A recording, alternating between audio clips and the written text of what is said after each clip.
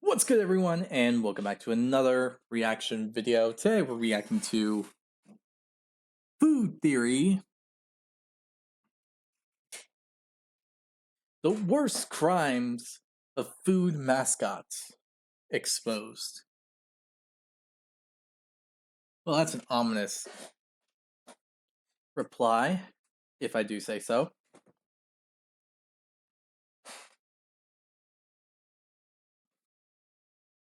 Because I don't know a lot. I know the mascot for Domino's is responsible for a couple things, like trying to hide the fact that, there was accidents, people's got very injured or worse, and so on and so forth. So I'm hoping it's not going to be that bad. But who knows? Who knows? Anyway, I hope you all enjoyed this video though.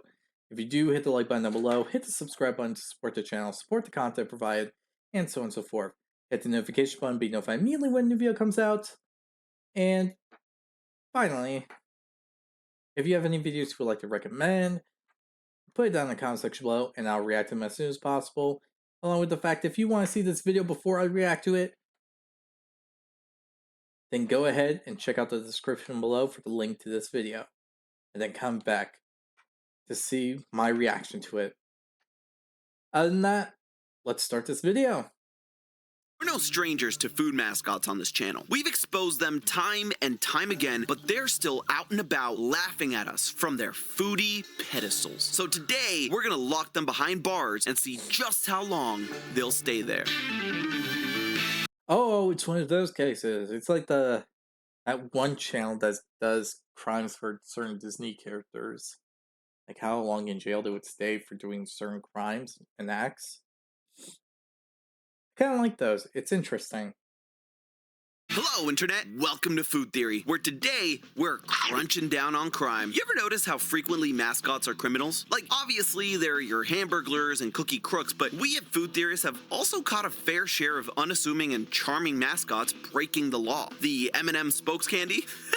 Those guys are so funny, but they're also cannibals. Finn the goldfish? Yes, he has a name, and he's a fish trafficking traitor to his own kind. Captain Crunch looks like a kindly grandpappy, but he's a potential murderer who for 60 years falsely claimed the valor and title of a U.S. naval officer, despite being called out as a fraud by actual Navy officials. Since then, he's clearly been absolved of all those crimes and is now officially a captain. Now, I don't know about you, but this seems awfully generous. It seems like these mascots all have deep pockets and connections that allow them to get away with their crimes. But I want to know what would happen if the lot of them actually faced prosecution charges. Is Chester Cheetah dangerously cheesy or just flat out dangerous to have walking amongst polite society? How many burgers has the Hamburglar burgled? And if the Kool-Aid Man had to pay for damages, would his bosses at Kraft Heinz be able to afford the bill? Today, we're throwing not just the kitchen sink at these food mascots, but the book. According to the law, Damn. which mascot is the worst criminal offender and who will be doing the hardest time behind bars?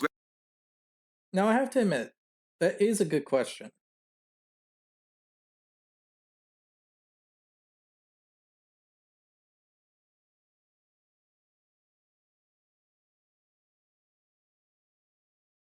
Because that leads to so many possibilities.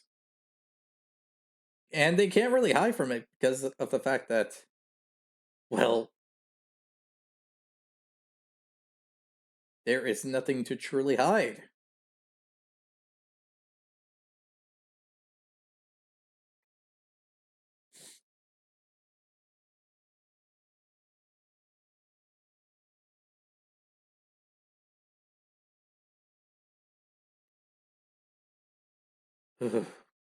Okay, let's see how things go in this court case.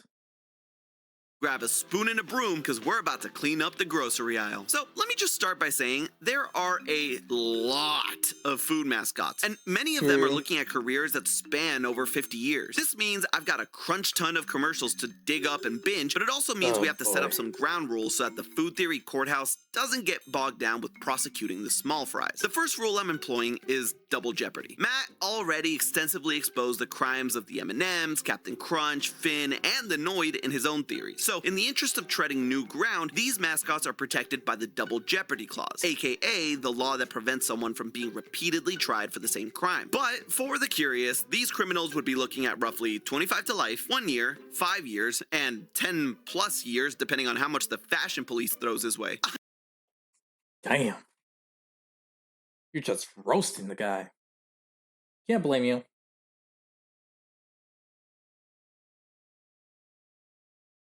Probably deserved that.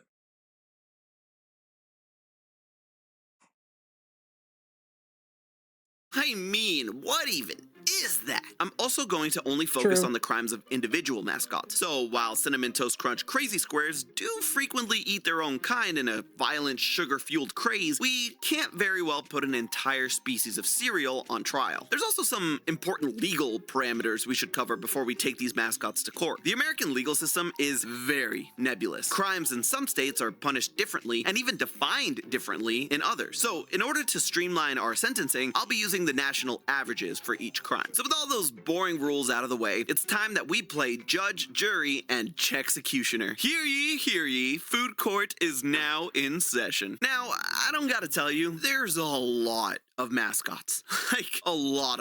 Like, I didn't even realize how many there were when I first started researching this super cute idea, and then suddenly I'm knee-deep in Quizno's Spunk Monkeys and Crinkle's the Nightmare Clown. To keep things simple, let's break things down into the major categories so we can find the worst offender in each. You've got your fast food mascots, your breakfast cereal mascots, general foods, your beverages, and finally, snacks. I thought the fast food mascots would be where we'd find the worst offenders, but honestly, Ronald, super clean. Wendy, nothing. The Colonel is just a sweet old man that loves his chicken. The title is Huh. Didn't expect that. I thought we have like some kind of crime. I guess not. Hmm.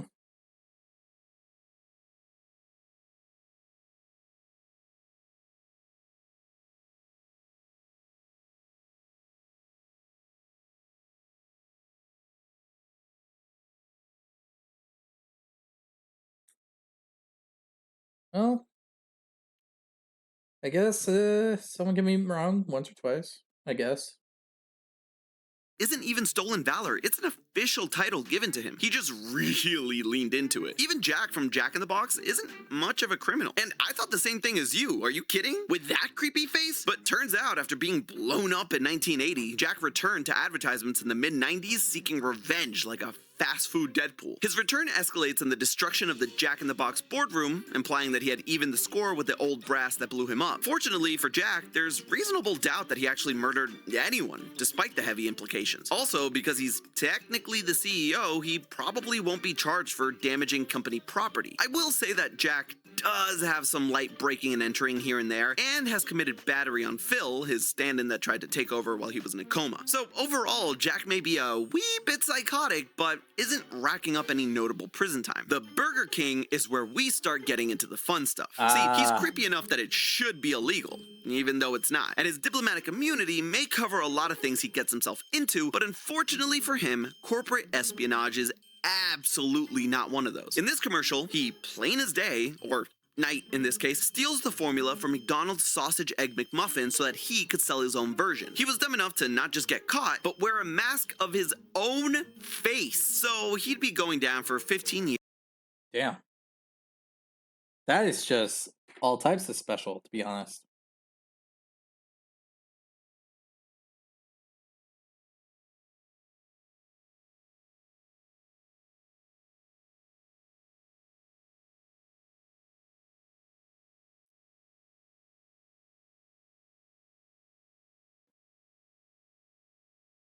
years and a couple of million in fines. But this category also gives us the criminal mascot of criminal mascots, the Hamburglar. There are actually some subtle distinctions we need to keep in mind when it comes to the criminal stylings of the Hamburglar. While theft, robbery, and burglary are all used interchangeably in conversation, legally they're all incredibly distinct crimes that can make a big difference towards how long the robber is staying in the slammer for. Theft, also known as larceny, is the least severe and occurs when someone takes another person's property non-violently, usually without involving direct contact with their target. Robbery, on the other hand, is the most severe and involves acts of stealing through use of force or fear. If there's a weapon involved, it's a robbery. Most mascots don't fall into this category for, well, obvious reasons. It'd be a little hard to sell Fair. chalupas if the Taco Bell dog threatened to kill your entire family. Then there's burglary, which is the act of breaking and entering with the intent of committing another crime, be it theft or violence. As far as mascot mischief goes, we're primarily concerned with the degrees of theft. Remember, the punishment has to fit the crime, and not all theft is equal. Nabbing some value menu burgers isn't the same as stealing priceless art, but this doesn't get him off the hook. See, the Hamburglar's crimes actually fall into the category of larceny. Larceny has two major categories: petty larceny and grand larceny. If the total value of goods stolen falls below the threshold of a couple $100s, a theft is considered a misdemeanor, a minor criminal offense, and is likely only going to result in a few months to a year in a county jail. However, if the value of total goods surpasses a certain threshold, then a crime enters the realm of grand larceny, a felony offense in a majority of states. Felonies are the most serious criminal offense and mean hard time in prison. Most mascot thieves, like the Hamburglar, fall into the petty larceny category. In fact, these meals are so cheap, they'd likely be downgraded from petty misdemeanors to petty infractions, which carry no jail time and only a fine. Does this mean that the Hamburglar is solely facing fines for his kleptomania?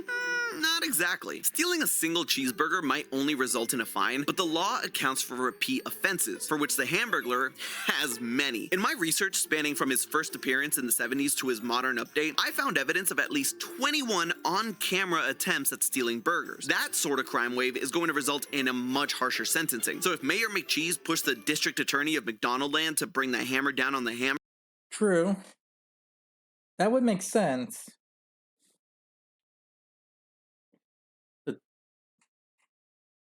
his crimes are pretty much petty or almost insignificant, I suppose. I think this would be the case.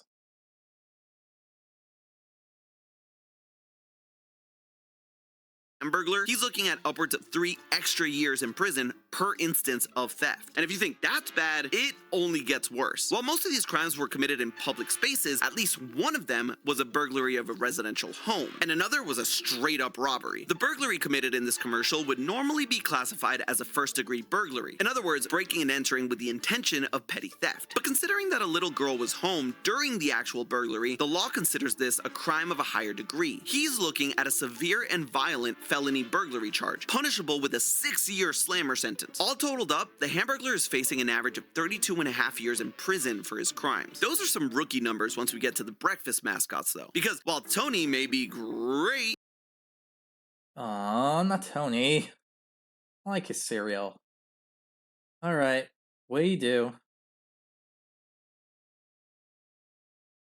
his friend, the Trix Rabbit, is absolutely not. This can come as a surprise since you might know the Trix Rabbit not as a perpetrator, but as a victim. Oftentimes, commercials show the rabbit purchasing or winning tricks only for it to be snatched from his hands by gatekeeping children. Don't let the sob story fool you. He's got a rap sheet longer than Toucan Sam's beak. You see, Mr. Rabbit has been gracing the front of cereal boxes and TV commercials since 1959, giving him a decade of commercials on top of the Hamburglar. And while Hamburglar has to share the spotlight with Ronald, Grimace, and the rest of McDonaldland, Rabbit is the sole mascot of Trix, which naturally lends itself to more screen time and more crime. My Trix binging turned up 62 on-camera instances of the Rabbit trying to thieve tricks from children. His MO mostly involves using a variety of disguises to trick middle schoolers into sharing their cereal with him. You might think that with all these costume changes, he would be guilty of identity fraud. But legally, identity fraud requires that a person perpetrator impersonates someone real. Rabbit's deceptions are less specific. Instead, his real crime here is theft by false pretenses. This carries the same penalties as regular theft, so he's facing roughly 62 years out of the gate. That said, there is one disguise fair. that'll get him into hot water: the police officer. Impersonating law enforcement will tack on an additional year in jail to his sentence. Tricks are for kids, and apparently, maximum security penitentiaries are for rabbits. The real scum of the earth, though, reside in the general foods category, mainly because most of them appear squeaky clean. Too clean. I mean, look at the hamburger helper. Look at his dumb face. You just know he's done something sinister. We just haven't been able to find any prints.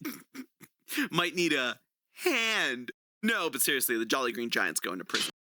Yeah, that was actually awful. Never do that again.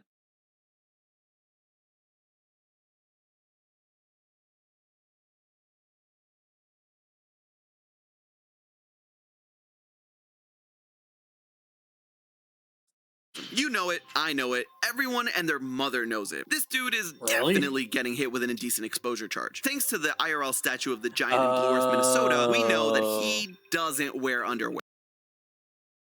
Oh, that kind of... Okay, yeah. Okay, I can't. That would explain some stuff, actually.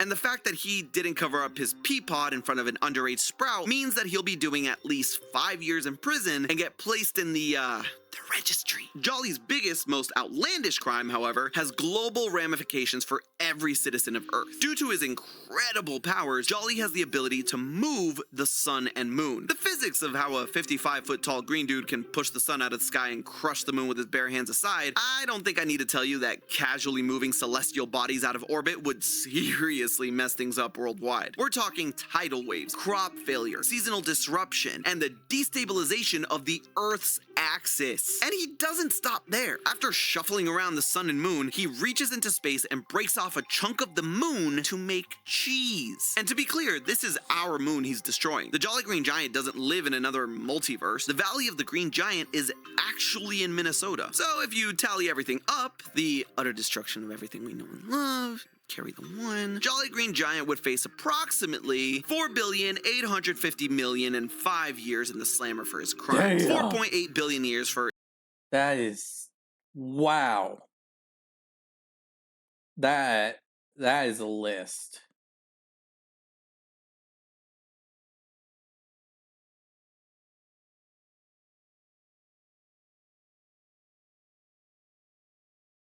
No joke, that is a big list. For involuntary manslaughter, 50 million years for harming protected animals, and 5 for indecent exposure. That jolly monster.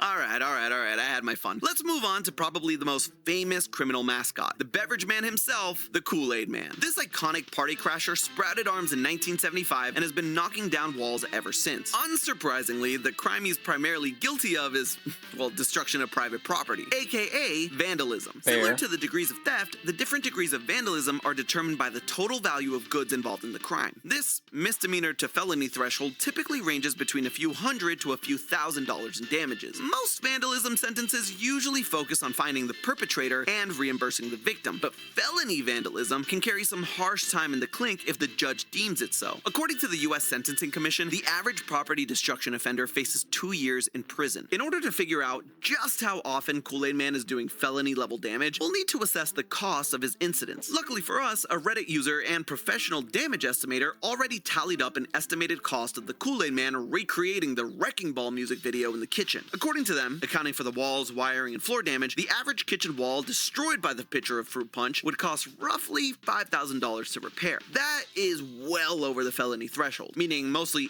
every single wall bust is going to get him 24 months. There are at least 25 cases in which the Kool-Aid Man burst through structures that'll warrant felony charges. This long list of vandalized property includes several walls, a complete limo door, and a park slide which will cost at least $1,500 to replace. Technically, Ironically, two of the Okay. walls the Kool-Aid Man, oh yeah, into oblivion were on his own property, so he wouldn't face criminal charges over those. This totals out the Kool-Aid Man's sentence as 46 years in jail, and the Compared to the Green Giant, that is um a bit more doable, to be honest.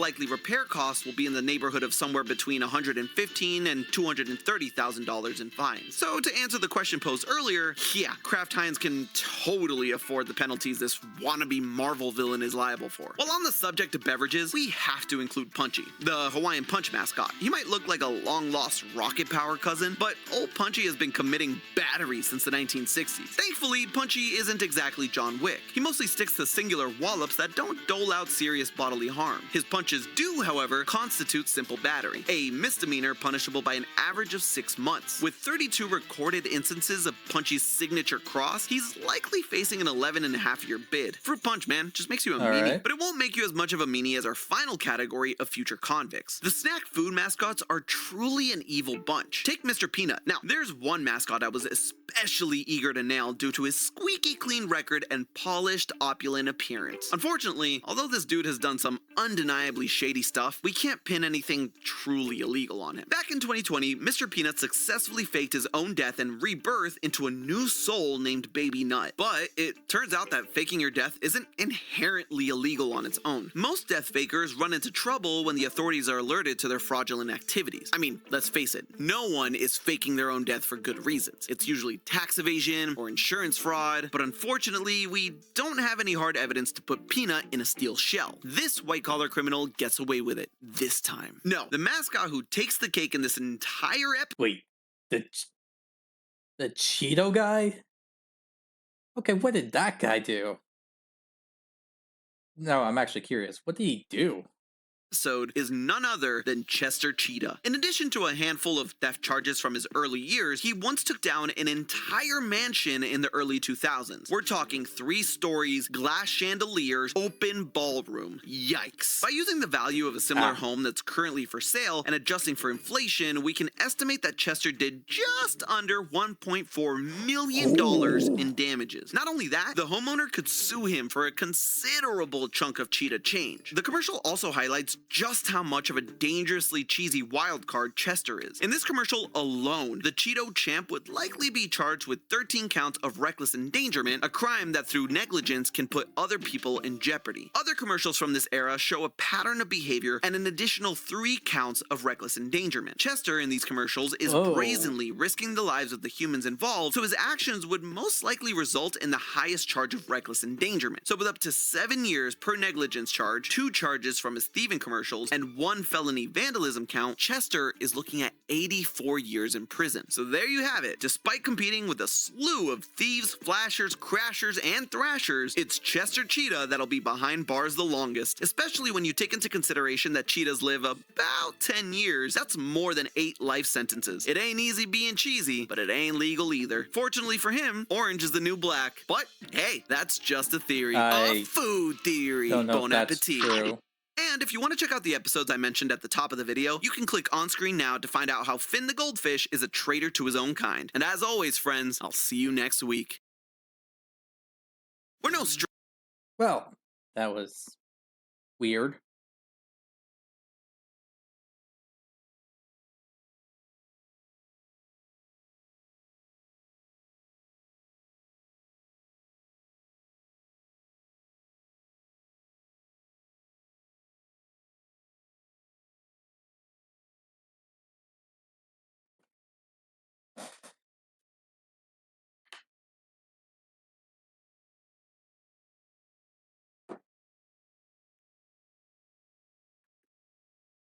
Honestly, I did not expect that the Cheeto guy would be the. I know his name, but holy cow, I did not expect that. Wow.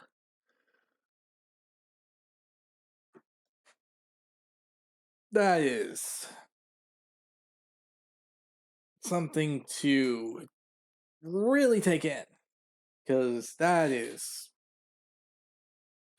mind-blowing to the highest degree, in personal opinion.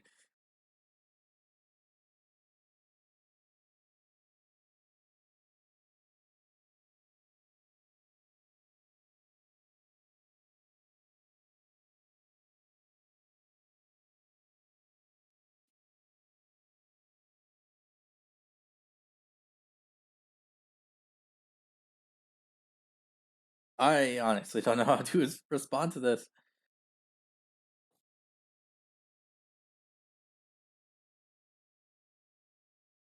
Jeez.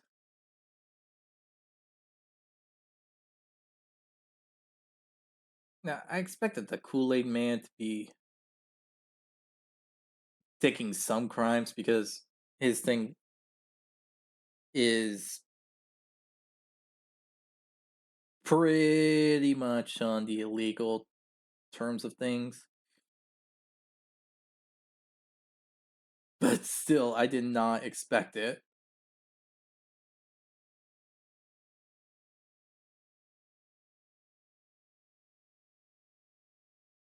The Green Giant, after mentioning why he got his crimes, it's well,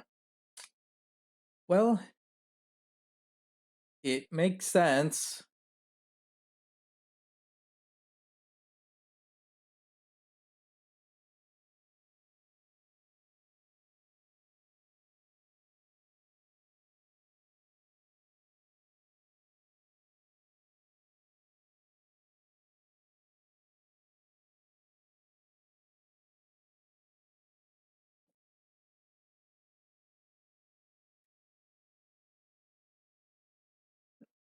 Now the Tricks Rabbit, wow, I guess that makes sense. But I thought it would be something more, you know, out there.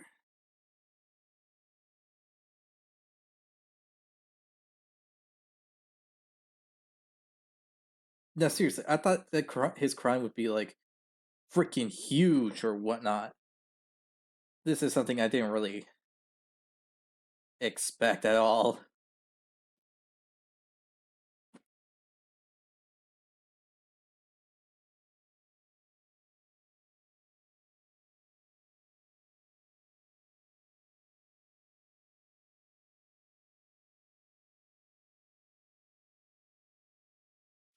But yeah, so I guess the biggest criminal is Green Giant. Hmm. I mean, he has a life sentence that is almost impossible to serve because did you not see that kind of life sentence? Heck, his life sentence could be barely possible. Or would it? Hmm. That is a curious thought process, to be honest.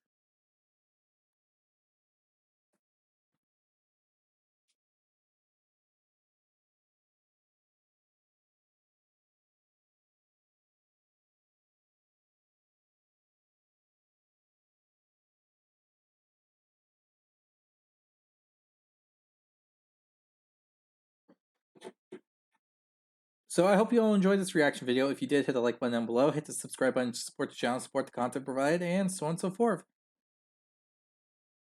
Tell me what you think of this whole crime case that's being involved. Because I am at a loss when it comes to this.